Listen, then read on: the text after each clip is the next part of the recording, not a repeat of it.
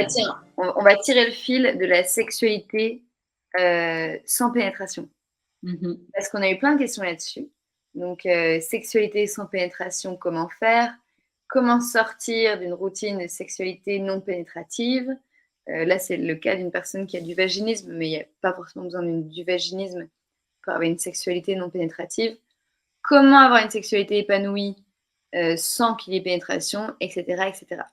Mmh. Donne-nous le mode d'emploi. Donc comment avoir une vie sexuelle, sans pénétration? Bah, déjà pareil, c'est à discuter au sein du couple. Mmh mh. Déjà, est-ce que c'est déjà quelque chose qui est établi dans le couple?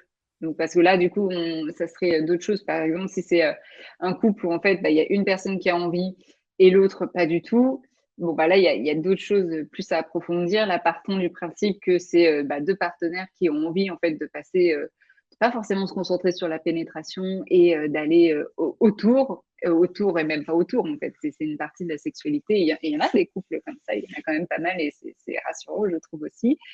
Hem, donc comment faire? Bah, déjà, en fait, on a pas il y a pas forcément une recette ou une manière de faire. C'est surtout de se dire: «Bon, bah, qu'est-ce qu'on a envie d'explorer?»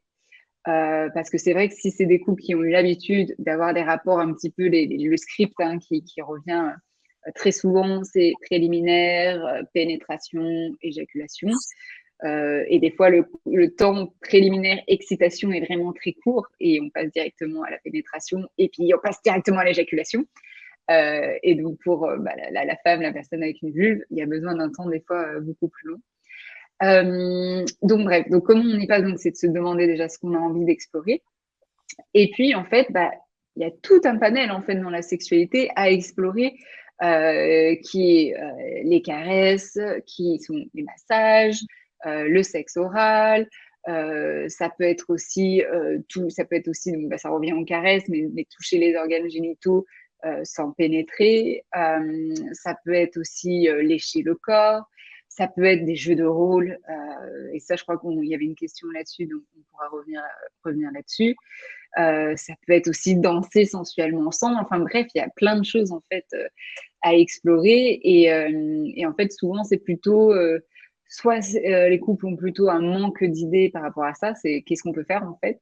Donc c'est un petit peu tout ce que j'ai énuméré et la deuxième des fois c'est OK, on a les idées ou on sait un petit peu, mais on sait pas trop comment faire ou pareil on n'est pas à l'aise parce que, bah, des fois et ça paraît surprenant, mais c'est plus facile des fois d'avoir ce schéma-là qu'on nous a appris, préliminaire, pénétration, éjaculation. C'est facile parce qu'on réfléchit pas, on dit juste: «C'est ça qu'il faut faire», que de se dire: «Qu'est-ce que j'ai envie?»